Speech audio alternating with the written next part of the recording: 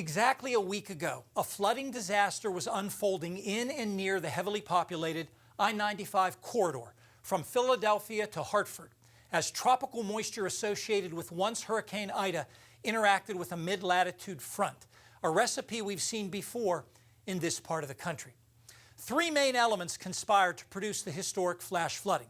Yes, the total rainfall amounts were staggering, but the rate at which the rain fell was truly exceptional. Second, much of the heaviest rain fell in largely urbanized areas, all those paved surfaces and rooftops, leaving runoff with nowhere to go. And finally, the weeks prior had been very wet, so streams and rivers were already at high levels. And in fact, here's total rainfall in the last 2 weeks of August, centered on the area hit hardest by last week's flooding. Now, anywhere in blue got at least 5 inches from the 18th to the 31st, much of that from Henri on the 21st and 22nd. New York Central Park measured more than 9 inches of rain in this 2-week period, contributing to the 4th wettest August on record in the city. Now let's talk about the rain from Ida, a nearly continuous swath of 7 inches or more, the darker red here from just west of Philadelphia to northeast of New York City.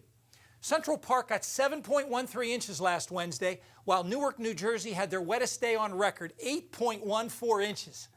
Even so, these amounts were only about half of what fell in Louisiana a couple days earlier, but the rate at which the rain fell in the Northeast was simply off the charts.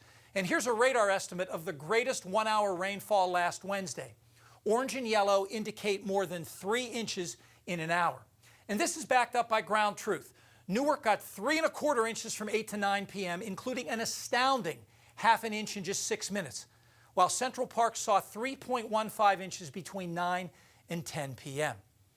Now here's a close-up of the 5 boroughs showing the maximum 1-hour rates. Anywhere in green and yellow, rain maxed out at more than 3 inches per hour, and that included Manhattan, the Bronx, and much of Queens and Brooklyn. Areas that are largely impervious. All that concrete and asphalt funneling and pooling water. And keep in mind that New York City's sewer system was only designed to handle 1.75 inches of rain in an hour.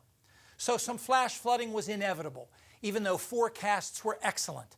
24 hours before, the Weather Service upgraded the area to its highest risk for excessive rain and flash flooding, a level rarely used in the Northeast, followed up with increasingly ominous wording on Wednesday morning of significant and life-threatening flooding, messaging that continued into the afternoon and evening. But even with this strong wording, flood warnings in general still don't grab the public's attention as much as those for other hazards, such as tornadoes and winter storms. And that's a problem. One characteristic that winter storms and tropical rainstorms do share: it's often hard to know more than just a few hours in advance exactly where the heaviest bands will set up. And that was certainly the case here. Stay tuned. Our extended forecast is next.